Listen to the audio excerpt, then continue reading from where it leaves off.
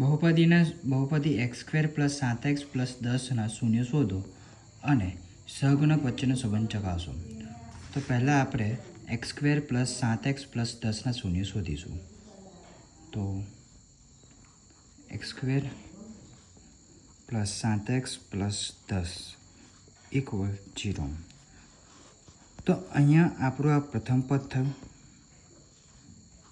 આ મધ્યમ પદ ને આ આપણું અંતિમ પદ થયું. તો મારે મધ્યમ પદ શોધવું છે, તો મેં શું કરીશ, પ્રથમ પદ ને અંતિમ પદનો ગુણાકાર કરીશ. એટલે પ્રથમ પદનો x² નો સહગુણક 1 છે. તો અહીંયા ગાડી આપણે કરીએ 1 × 10, તો મારો જવાબ આવશે 10. તો મારે 10ને એવા ભાગ પાડવાના કે જેથી મારો જે મધ્યપદ છે એ મારો 7 આવવો જોઈએ, સરવાળો અને બાદબાકી થઈને. તો આપણે 10 + 1 કરીશું તો 11 થશે, નહીં થાય. 10 - 1 કરીશું તો 9 થશે, આ નહીં થાય. તો હવે 10ને બીજા એવા ભાગ પાડવાના, તો 5 × 2 = 10, તો 10 થાય. અને 5 + 2 કરીશું તો કેટલા થયા, 7 થયા.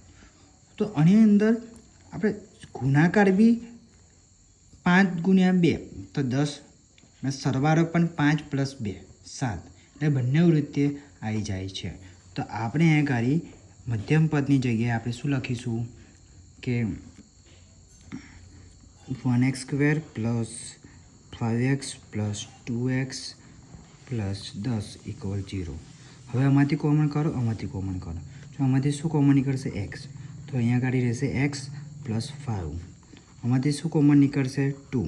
તો અહીંયા રહેશે x + 5 = 0.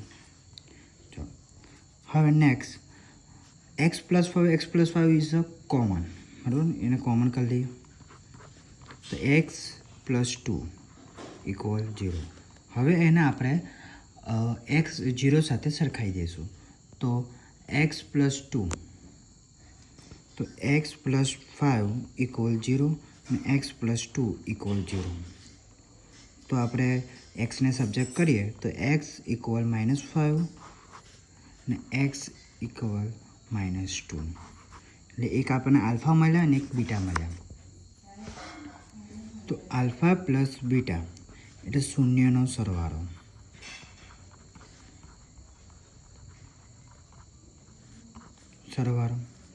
તો -5 + -2 +- -5 - 2 = -7. એટલે નેક્સ્ટ આલ્ફા × બીટા, શૂન્યનો ગુણાકાર. તો -5 × -2 તો 5 × 2 = 10, - + +10, બરાબર. આપણો આન્સર આવી ગયો.